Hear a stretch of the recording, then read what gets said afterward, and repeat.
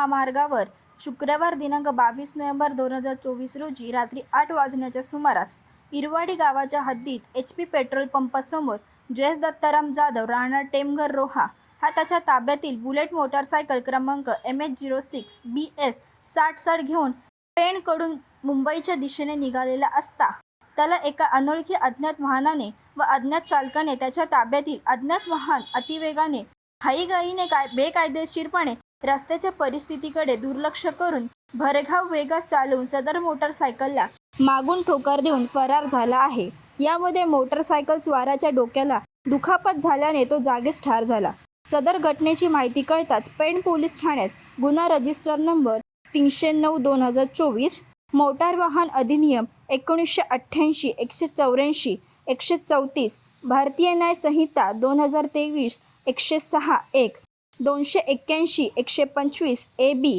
प्रमाणे गुन्हा दाखल करण्यात आला असून अधिक तपास पोलीस उपनिरीक्षक विक्रम नवरखेडे हे करीत आहेत।